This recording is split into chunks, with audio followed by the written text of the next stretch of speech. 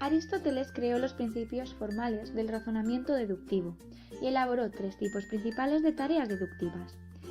Estas son las siguientes.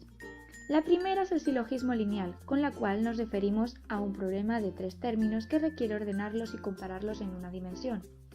Los términos pueden estar expresados de manera formal o temática, y para resolver estos problemas se ha intentado explicar por medio de 3 hipótesis. La primera hipótesis es la imaginativa, la cual defiende que creamos una imagen mental de los objetos según su magnitud. En ella nos guiamos a partir de 2 principios.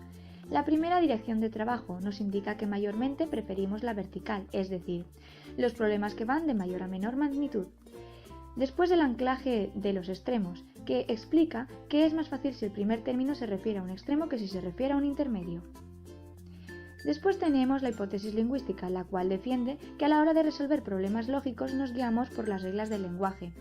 Esta se basa en 3 principios.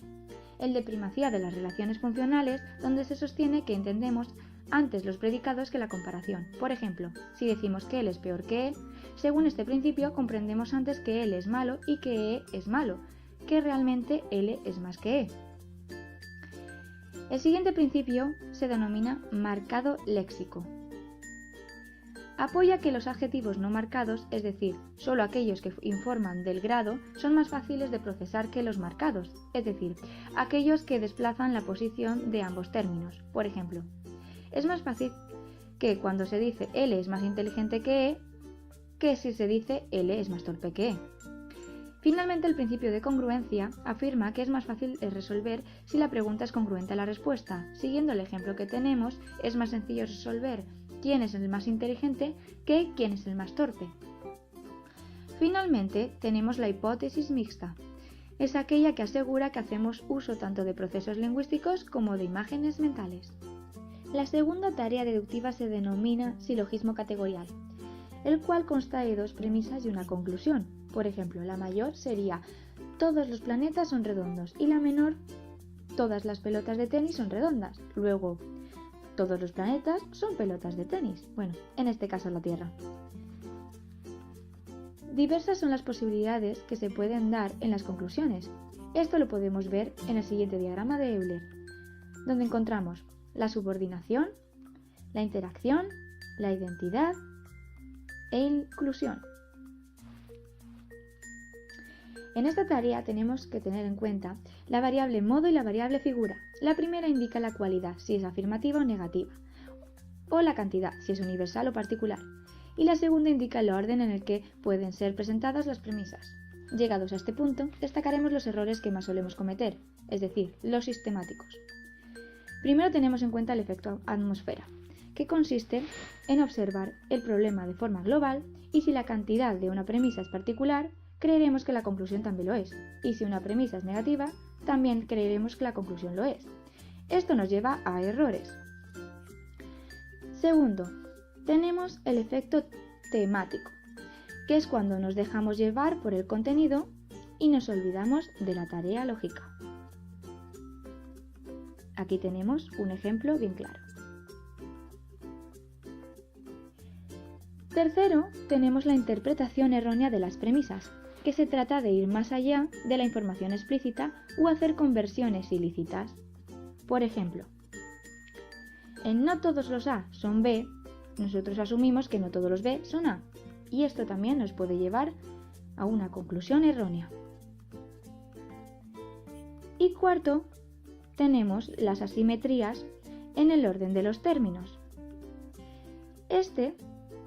Destacamos precisamente porque se trata de interpretar el primer término como más general, pero cuidado, en la lógica no hay orden en las premisas.